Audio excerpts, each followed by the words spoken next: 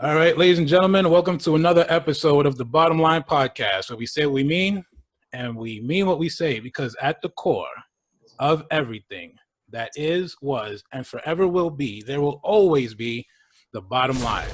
Today's guest is Miss Rachel Haney. She's a social media expansion specialist over at the Central Indiana Real Estate Investors Association. Why did I reach out to Rachel? I saw her on LinkedIn, and she's not camera shy. And not only is she not camera shy, she's very informative. And she makes it fun, and she makes it practical to learn about social media and how to expand your presence on social media. So I said, Rachel, see what you're doing. I like what you're doing. How would you like to be a guest on the podcast? She was like, I love it. Let's do it. Let's roll. Right? So, Rachel, how are you? How's COVID been treating you? You know, COVID is, I have a love-hate relationship with COVID. Love-hate, okay. Love-hate. Do you have any of those? I don't want to admit it, but since you started there, sure, of course I do. Right? No, I'm not a fan, but for social media, it's been, it's helped my business explode. Yeah. So, you know, I don't want to thank COVID because let's face it, it's been a disaster. Yeah. But always count your blessings. And right. this is one of them. I've been able to help clients understand and appreciate, and other people who are non-clients reach out to me, recognize how important social media truly is. Right. So it is a blessing in disguise, right? What I hate is, I hate that you started there, because now I have to actually address this and have to talk about it. So pre-COVID, we were going, we were accelerating. We were kind of going through this process where I think some of my clients who are on the phone making phone calls, like cold calling, they were afraid of getting replaced by bots. You know what I mean? Mm-hmm. And it was kind of that was a conversation I was having with a lot of people. It's listen, you better make the calls now, because you're going to get replaced by a bot, and the bot's going to be calling people. And I think Apple was going to introduce software that was going to recognize numbers that if that number was not in that person's contact list, then it would block the number, right? Mm-hmm. So I think that was something else a lot of people were afraid of. COVID happens, and all of a sudden, the clients I was working with who were afraid of making calls, they were making calls all day. They were on the phones, and they were like, I'm making calls because I got nothing to do. I'm home. I'm stuck here. They're on quarantine, and they're calling me, and my business was starting to ramp up because of Zoom, right? Yeah. So there goes the blessing part of it. But then the part of it where it's not such a blessing is the death toll. Mm-hmm. So I kind of feel guilty about that. You know what I mean? I'm like, dang, people are actually dying behind this. And it's but then it's also a matter of how the media portrays it, right? Mm-hmm. Yeah. And that's where you come in, right? Because you understand the messaging, you understand what's trying to be said through media, and more specifically through social media, right? Mm-hmm. Yep. How'd you end up there? How'd you end up in that space? So basically, I am a stay-at-home mom. I have a 7-year-old, 6-year-old, 5-year-old, and a 2-year-old. Four kids. 4 children. Yeah. Congratulations to you. And because of my past, I've always wanted to be a stay-at-home mom and be the best mom possible. I have my master's in professional counseling. So I have my bachelor's in psychology, and I actually do have my master's in professional counseling. But if you ask me what my skill is, it is popping out kids. And because of that, I literally a month after I graduated, I had my first child, and then it was pop, pop, pop. Wow. How about that? And, I just wanted to be the best mom for me, because if you want to work, that's great. That works for you. That's awesome. But for me, I wanted to be at home with my children. Yeah. And there's so much creativity involved with social media. It's not just a plug and play. You have to be creative. You have to figure out how to make a brand stand out. Yeah. And that's what I really enjoyed. And I could do it from home. And I started with my husband's company. He was just like, hey, let Rachel do that. And it was really cool because big shout out to your husband, huh? Big shout out to your husband. Yeah. And the company who I was doing social media for, they were the largest house wholesaling company in Indiana, and all the other investors and all the other companies started noticing how their social media shined and started reaching out to me then for help on theirs. And it's just been a roller coaster. So long story short, I just started helping, and people started seeing the difference that it was making, the reaches, the audience engagement, and the interactions that was happening. People started getting involved. We were starting to pop up on newsfeed. They were starting to get new investors from different parts of the nation that they hadn't reached before. So the hashtags were working, the commentary was working, the ability to cross-post and use other people's network, it was working. And Nice. recognize that. Yeah. And that's basically how it started. Nice. Okay. So let's go back a little bit. You say you're a mom of 4. And so it sounds like that's really where your heart is, right? Yeah. Being a mom, right? That's first and foremost, right? Mhm. But then what I think about, single mother, like I'd run out of the house. I mean, I'm divorced 4 years now, but I remember it's not like I'm running out of the house because, I'm afraid of my kids. I'm running out of the house because I'm like, kids are expensive, right? Yes. So I got to pay for that, right? And, I think especially because they grow up so fast, and you don't know what to expect, right? Like you don't know when you're going to have the kids. It kind of just happens. Like you said, you're popping them out, right? So it's extremely time consuming, right? Mhm. How do you find time to manage, or is there an integration between, work and life? Like, is there a balance there? How do you find time to do both? I think somebody else, one of our business coach, shout out to Mark Dolfini, actually. But he mentioned there's never going to be a balance, but he used the word harmony. You have to figure out a way to harmonize your life and work. Right. Because it's never going to be truly balanced. It's always going to be constant, Yeah. So, and I'm sure you provide the same message to some of your clients. That find harmony. Well, yeah. So I think that's for me. It ebbs and flows. I mean, come March, when the kids were sent back home from school, I was like, I have to teach you now. Right. It was the first couple of weeks was a disaster. Yeah. I don't know how to do all of this stuff.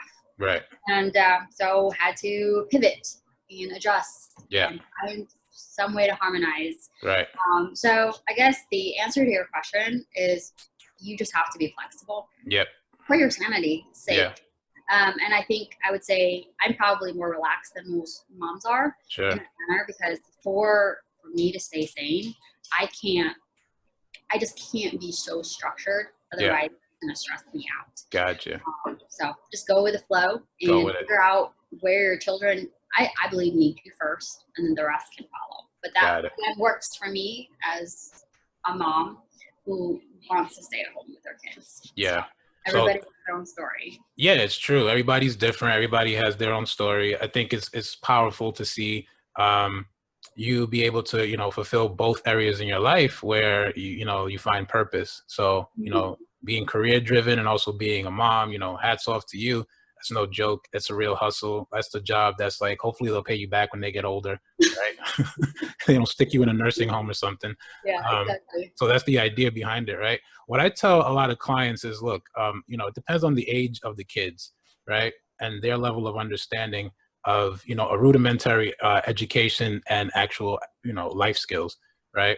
So I think what's important is I joke and I say, when he's 15, put him to work. He can be your admin, right? Or when he's 12, he should understand, how to answer the phone and such. Because I used to do that at my father's office. You know what I mean? Mm-hmm. So it's a matter of like, take your kids to work. It should not be like a day. It should be like an ongoing thing so they can understand both sides of it, Mm-hmm. So when it comes to social media though, right, I think of MySpace, you know what I mean? And yeah, because I hated MySpace. Like I never wanted to sign on for it. And then I saw like little by little the progression with social media got better and better. Mm-hmm.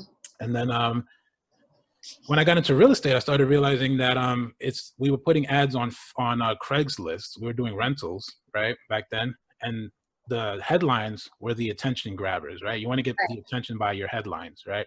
So social media was not as big as it is today. Today, what I see is people on Facebook are promoting their businesses, they're promoting their their jobs, whatever they're doing, and Facebook used to be more of a friend site, right, where anything goes, but now it's super business oriented. LinkedIn, definitely very business oriented. Even Instagram, people are cross promoting, right?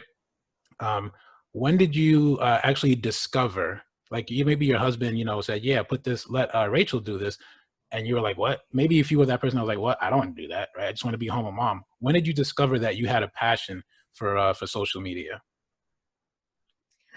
I think it's, I mean, with the background that I have, I mean, you're going to have that desire to connect. Some people are just not going to be good at social media. Some people are not.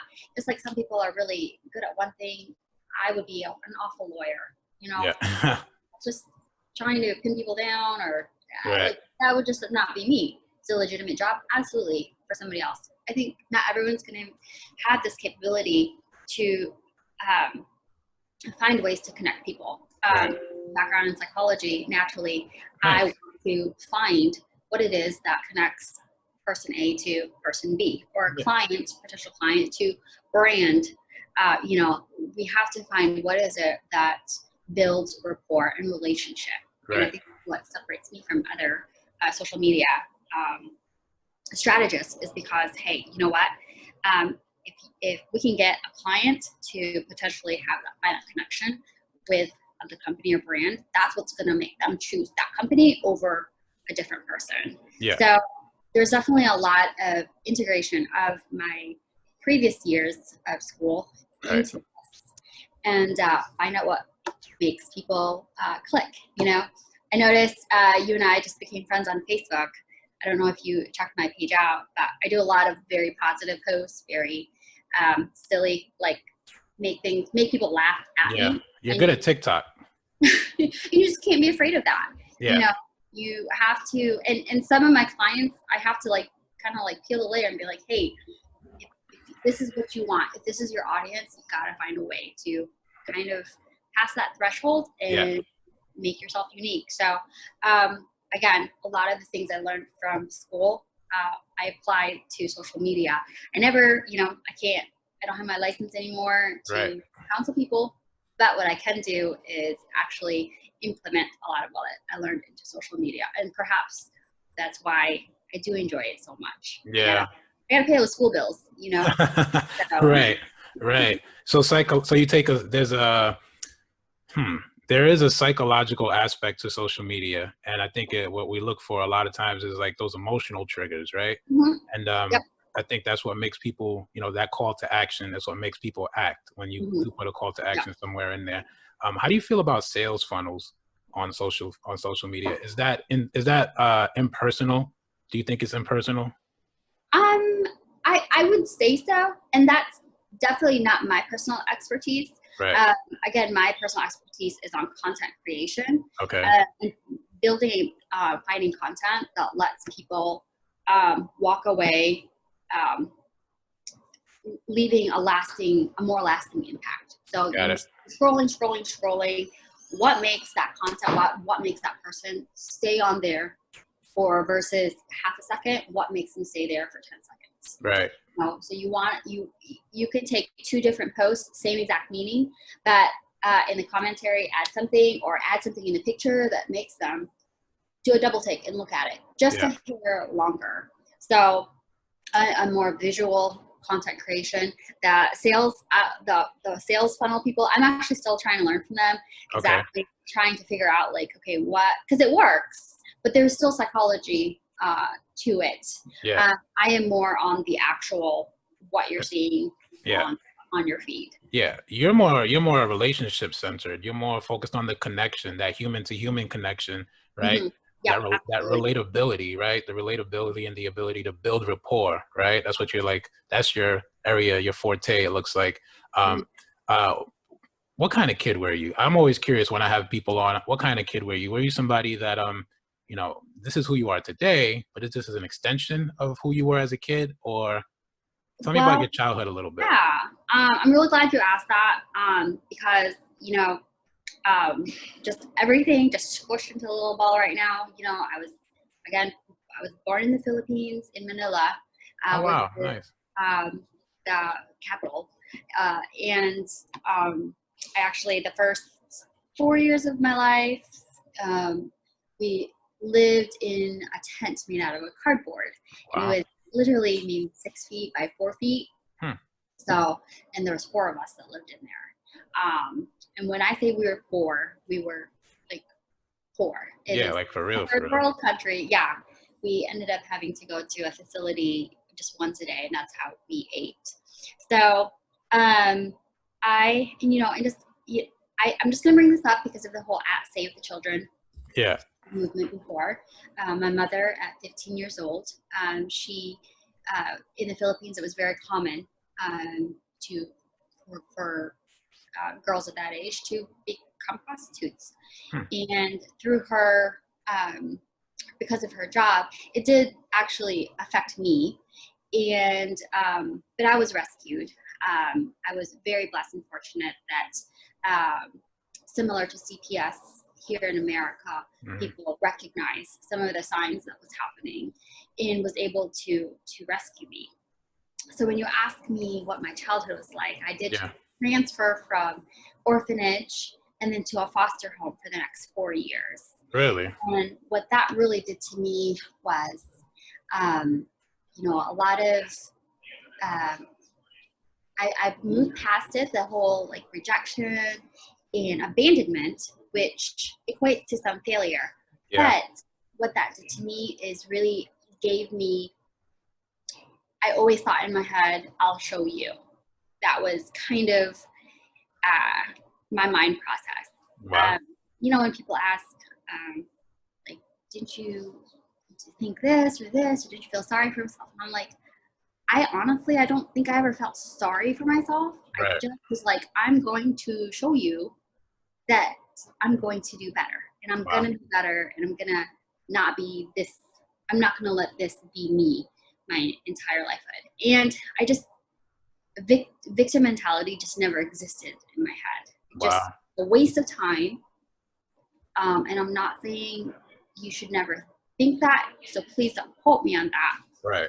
What I'm saying is you can just get so much further ahead when you have obstacles, because you're going to run into them. If not today, if not tomorrow, it will be a week from now, a month from now, a year from now. It will be something, but you have to constantly think, how can I build a bridge or stack some things up so I can climb over this, or just continue be doing something. So my childhood was, I will show you. I'm going to show you that this is just a little, just something in front of me that I'm going to climb over it. Yeah. Let it define me. Wow, that's powerful. I heard you say that obstacles will get you further. That's what you said, right? Mm-hmm. Yeah. Tell me how. How do obstacles get you further? Like, can you remember how old you were when you finally, decided to keep that mindset, right? Because sometimes, like you said, you're not going to go into the victim mentality, and you're not going to feel sorry for yourself. As a matter of fact, you're going to do the opposite, and you're going to show that I'm going to show you that I can get through this. This is a small setback. I got this. How old were you when you adopted that mindset? I think I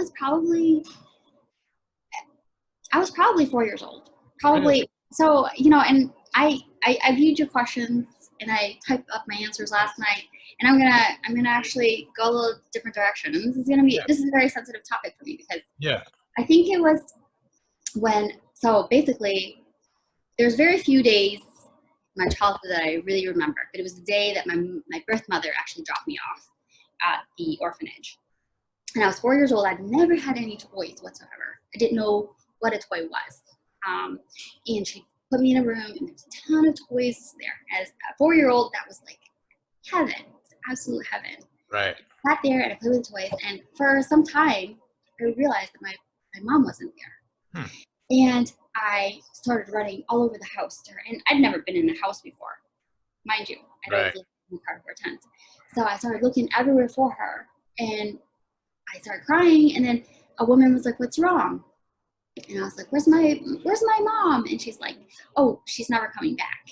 And I just remember just sitting there, just feeling broken, because you're 4 years old and your mom just left. So Was that like for real though? She was not coming back, or did they was like they were kidding around? They were trying. no, she wasn't coming back. Wow. And so they had a little lesson to learn in how to break the news. So no goodbye, no nothing. You wake up, you can't find your mom. She's nowhere to be found. And somebody tells you, mom is not coming back. Not coming back. Wow. And I just remember sitting there. And I think in my head, I was just like, well, so it's not that she never came back. Because then I lived in the orphanage, and then I lived in the foster home. And she was able to visit me maybe about 5 times total. So she was allowed to visit me. But I think in my head, I wanted to be like, I wanted to live back with her. Yeah, and everything that was pushed to me, because I was like, why can't I go with you? Why can't I go with you? And people would just tell me, well, she needs to get better, or you need to get better, or just there was always some reason why I couldn't be with her. Yeah. And I think that was in my head, like, I'll show you. I will figure this out, and I will find my way back to you. And, little did I know that's not how it worked. Right. There was nothing in my power that I could do. But I think that mentality of, if this is what I want, I'm going to do everything I can to get what I want. I don't care what I have to do. It's a child's love for a mother. Yeah. What? Yeah. Yeah. The longing. Yeah. The yearning at such a young age, the level of like tenacity, right? Mm-hmm. At such a young age, that will, it goes into like, I'm reading a book of my 5-year-old daughter, at night. She loves this Wonder Woman book. And at the end of it, towards the end of it, there's this, it's still a very constant argument. And it's an ongoing argument, actually, as to whether or not heroes are actually born or made, right? Mm-hmm. Which goes way back into like the nature versus nurture theory, right? And if we really want to peel that back, I think from listening to you talk, there is a level of resilience that you're actually born with from even before your embryonic stage, where you're the sperm and you have to survive, and you have to get to the egg. And it's like the one that actually makes it, that's really where that hero is born. Mm-hmm. Yeah. You know what I mean? Yeah. So we always have that so that we can tap into that to get us through these unexpected setbacks. So for you, and I think there's also this other thing, I'm really into this. There's like a certain level of the chromosomes, the X and the Y, that will give you that tenacity, right, to make it to the egg, right, as a sperm. But then you never really, it's a reserve that you tap on. So at 4 years old, I think a lot of people here, especially in this country, I think that we tend to coddle our kids, and we try to protect them and shield them from adversity, and we find ways to hide, to shelter them, right, because of our own inability to deal with like setbacks. But you're a 4-year-old girl who you're in a cardboard box, and you have vivid, it sounds like this is clear to you, like you remember it clearly, right? Yeah. How have you used that energy today? So you must like look at things like, this is not a big deal. You must just like have developed this skill where you can get through, you can climb the highest mountains, you can move mountains to get to where you need to be in life. How have you used that today to empower other people? I think, so I don't have patience for people who cry. Actually, one of our house rules, which applies to my husband too. Really? But we allow emotion because it needs to be validated. Your emotions are real, whether there's logic behind it. Yeah.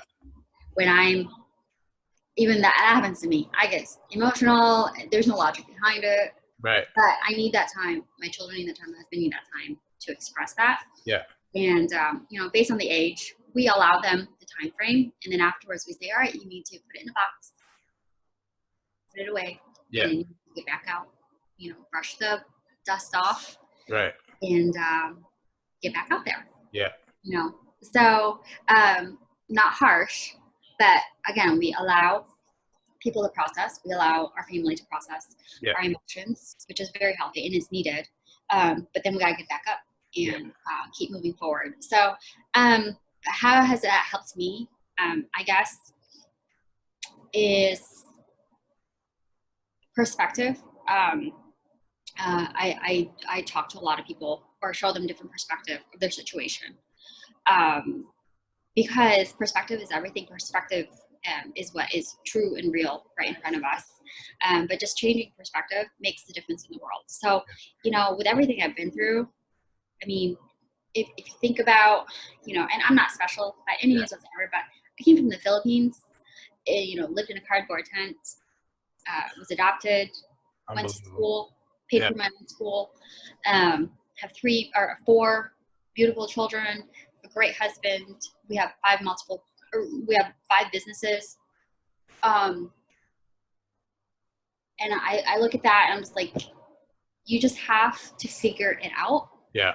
And you just have to keep moving forward. Yeah. And there are some times I actually did find my birth family from the Philippines through social media, actually 2 years ago. It's kind of crazy. And I talked to my birth mother on Facebook. Really? Which is really strange. It was very strange. So one of the weirdest interaction I've ever had. Wow. But the question's always been popped up, like, what if you would have stayed in the Philippines? Yeah. What if your birth mom had not given you up? Right. Who's the person you would have become? Right. Would you have followed in her path? Right. Or would you have figured out a way? I don't know. I guess we'll never know. Right. Right. Wow. Thanks for being so vulnerable and sharing that side of you. I think what's crazy is that, I was watching, as I'm listening to you talk, I think about the Memoirs of a Geisha. You ever seen that movie? Yes, I have. Mm-hmm. Yeah, it's a reality. It's a reality. I think they're in Japan for that one. And she's a young girl and she gets torn away from her sister. And she becomes the best geisha she can be. And that resilience, again, I got to ask you, like, from your perspective, because you're like a straight shooter, right? You've got this bottom line mindset about you. Do you think heroes are born or made? Do you think leaders are born or made? I think they're born, but I think they need refining. They need refining. I like that. Yeah. I think I do. I think heroes are born. Yeah. And the refinement comes from the obstacle courses, the trials that they face. Right. And honestly, and through for my graduate class, I actually had to write my own thesis on why some children born with a traumatic experience are able to overcome it and live a better life or good life versus that other kids who embrace the victim mentality and, I'm owed this and this and this. Yeah. And the number one difference is that there was always one person that impacted. Yeah. So the main factor on the category of the people who overcame their hardships was there was one person that just made a difference and an impact on them, whether it was challenging them or just giving them a helping hand or showing them some form of kindness. It was always all these kids who overcame. They're like, oh, there was a teacher. Oh, there was a social worker. Oh, there was, my aunt. Just somebody. There's always that one person.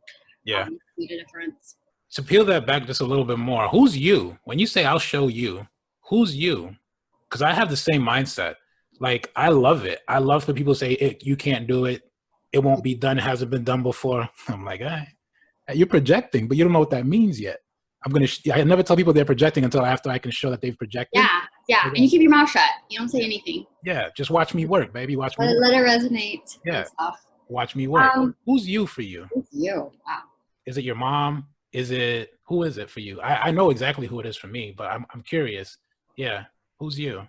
I think it's you is me when I say I'll show you. Yeah. That's who it is for me too. Yeah. It's looking in the mirror. Yep. And being like, because who you're looking at in the mirror is your scared self. Yep. Is the person who's telling you, don't do this. You can't do this. There's too much at cost. You're just going to get hurt.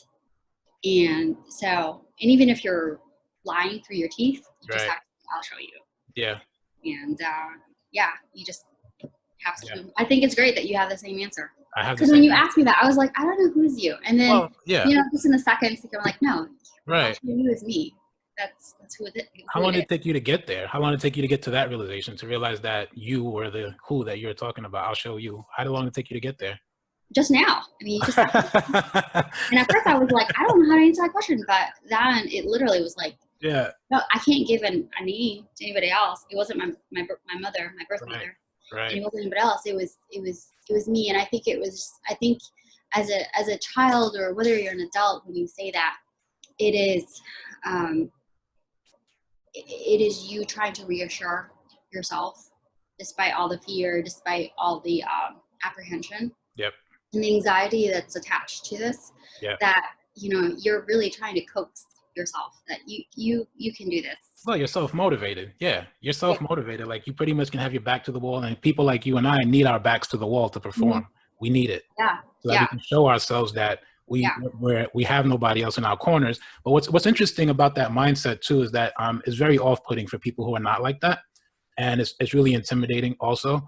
And I think what's crazy is I kind of like, I harvest it and then I bottle it, and then I kind of like just isolate myself, and then I'll tap on it when I need it, and I'll just let the stuff in the world be chaotic. But me and myself, I have order. I'm in order. I'm in alignment. You know what I mean? I kind of function through the chaos. You know what I mean? But I'm in order. It doesn't penetrate. You know what I mean? Yeah. So it's like, if you can show me that you have a little bit of that, I'll share mine with you. You don't have any of it, you're not getting any of mine. We're not gonna align. Yeah, I'm sorry. You're just gonna, like, it's a negative and a positive. I mean, I'm always gonna be positive. It's basic math. You know what I mean? Yeah. So for me, I kind of work it out that way in my head, but it seems to be off-putting for a lot of people who don't understand that mindset. You know? So now I understand more about, like, how you're able to, because it's about influence too, right? And social media a lot is about how you can influence your target audience, how you can influence people to make decisions, and not, because the power of persuasion is based on your level of influence, right? And it does come from what you survived, I think, in your past, right? Or how you've been tested, to put it lightly, right? How you've been tested. So you're really influential in your content, just like, you know, an eyebrow raise, the way your tonality, right? What do you see that people are not doing in social media that they should be doing, or that they could be doing, to be more authentic, to be more of themselves, so they can build that person-to-person connection? I think people try to sell themselves too much. And I mean, there is a rule. There's multiple different rules. You know, there's a golden rule, 1 to 3 or 4 to 1, or, you know, on what you should be posting.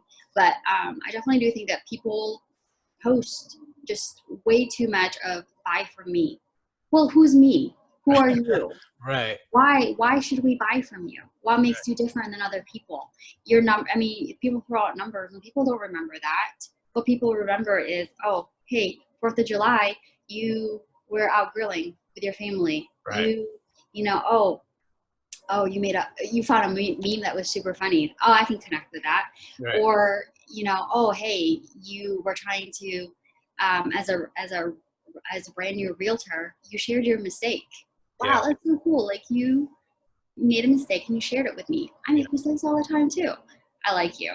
You know, just things like that. Whereas people are just put on this, and I do. You definitely put your best foot forward. But that little bits and pieces where you're authentic and raw, people connect to that the most and want to connect with you. They want to connect, right? They understand you much better than Exhibit B or Exhibit C who's trying to sell to them. Yeah. So I think people just need to, you know, because social media, it's social, but it's also fake social. It's also fake social, I'm going to use your term, peel the layer off and let people see the genuine you. If people can just start doing that, and because again, some of my clients are like, oh, I don't really know about that. I'm just like, you know, I just made a post recently. I'm like, if you can't learn to laugh at yourself, you can't laugh at all. Don't take yourself too seriously. Exactly. Right. So that's interesting. So, you know, coming from the Philippines and having the memories you have, I think I blocked out a lot of my memories, man. Like a lot of the stuff from as a kid that I didn't like, or, you know, suffered from like so many issues. I'm in the process of writing a book, and as I'm getting through it, I get emotional, and I got to go to the gym, or I got to work out, and I'm like, dang, I'm still dealing with it. Like, why? Like, it's been so many years, you know what I mean? So it's like, I think if you can be yourself and you can appreciate who you are, your content will be more authentic. And you'll be able to like attract the right people. I'm all about attracting your ideal clients and just having that intuitive connection. You know what I mean? I'm really all about that. But what you have, and I think a lot of people probably don't know they have it because they haven't really expanded their view, you have a global perspective, I'm guessing, right? Because you remember living in that cardboard box. You remember struggling in Philippines, and you see how it's so different here.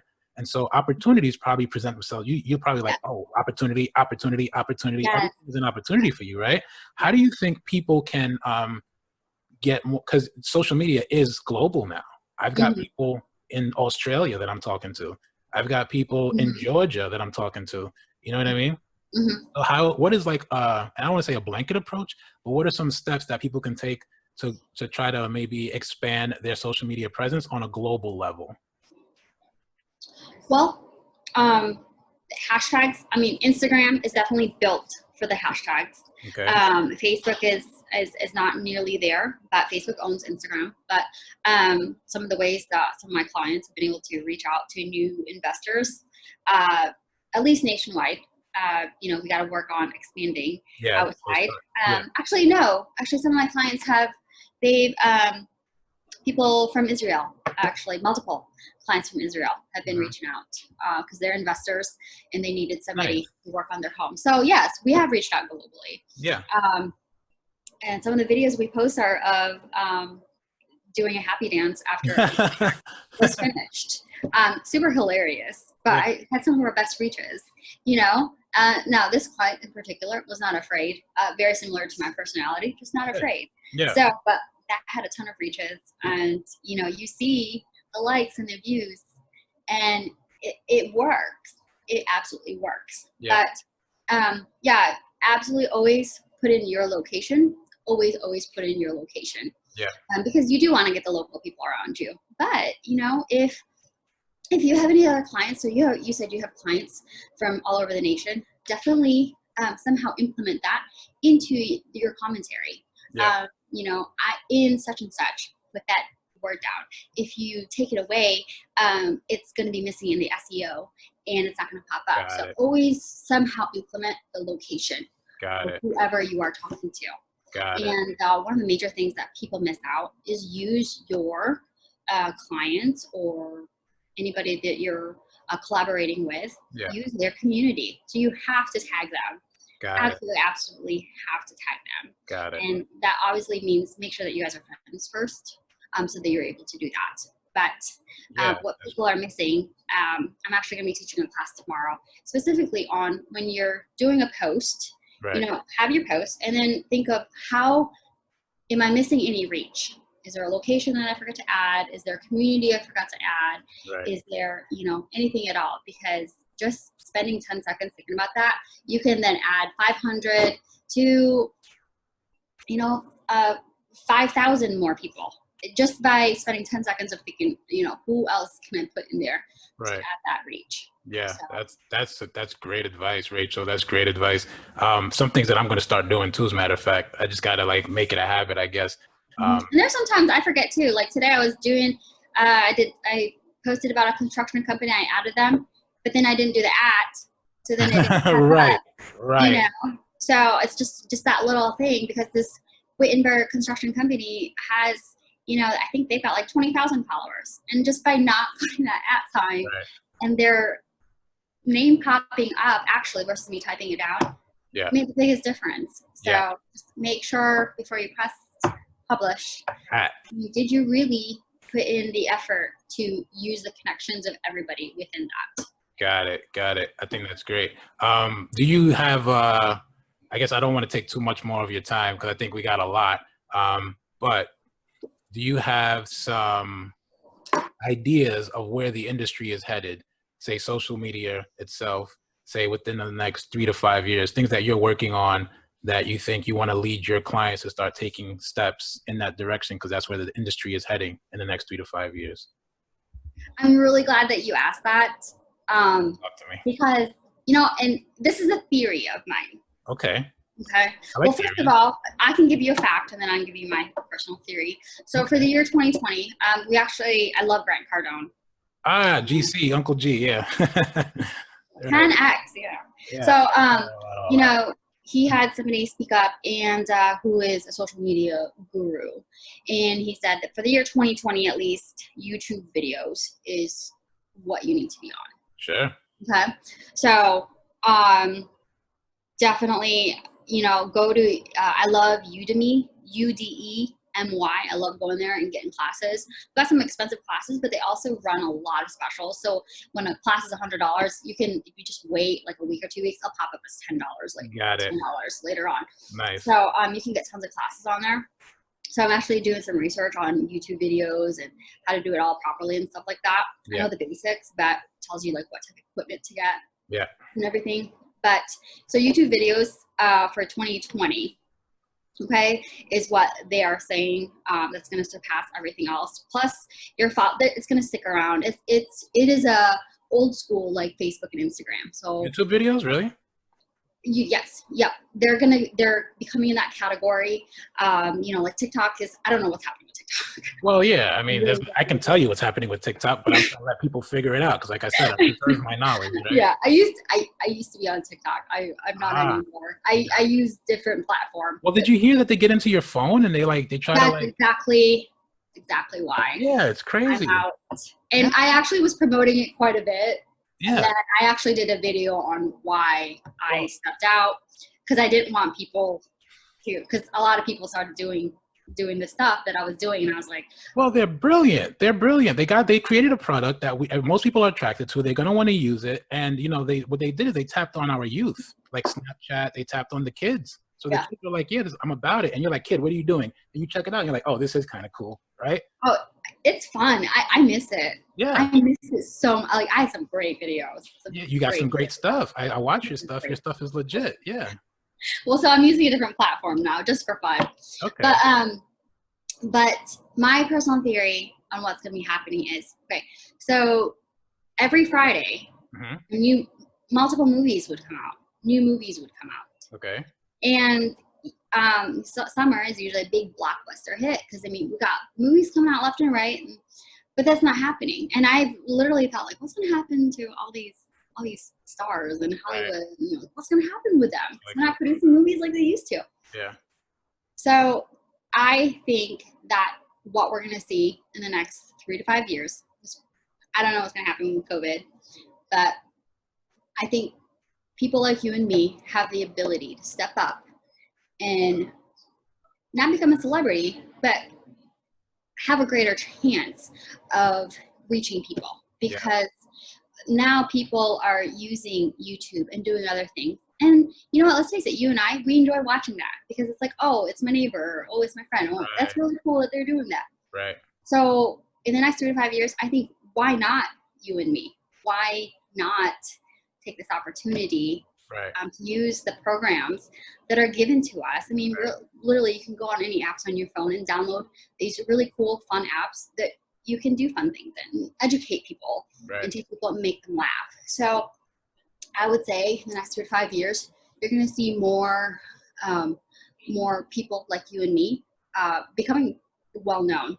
And on social media, and you know, you can Google their names and stuff like that. Right. And now, honestly, the opportunity to really set your name, so whatever niche that you're in, get the ball rolling. Get your library of videos up, good quality, good content. And get it going, because I think if you just keep doing that for the next year or 2 years, you're really going to explode.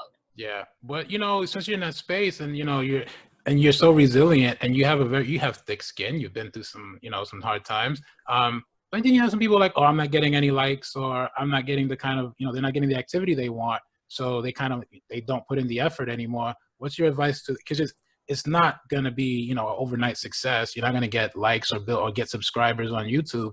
You have to keep at it. What do you tell people who seem to be inconsistent? I would first find out what's your goal first. Are you on there just for fun? Yeah. or not. If it's for business, then you have to have a strategy. Got it. Okay. So, I mean, when I was on TikTok, when I was first on there, it was for fun. And then I was like, oh, this thing could be huge. Then I actually set up a strategy, and I closed on my old account because I did it wrong the first time. Okay. And then by the second time, I had almost 1,000 followers within 2 weeks. Whereas, you know, my first one, I had like 50 followers in 5 months. I did it wrong the first time. So, you know, my strategy changed. I was like, okay, I want this for business purpose. So first find out, why are you doing this? Is it for fun? Or is it because of your business? So then you have to figure out what your actual content is, what you're doing, how many times, when are you going to post, things like that. So strategy. First figure out what your goal is. Got it. So do you want it to happen organically, or do you want it to actually like go about very quickly? So nice. first find that out. And then contact me, and I'm happy to help. All right. Yeah. How do people get in touch with you? So my email is Rachel, Rachel. We're not going to add any extra A's or any extra E's, just Rachel. Just Rachel.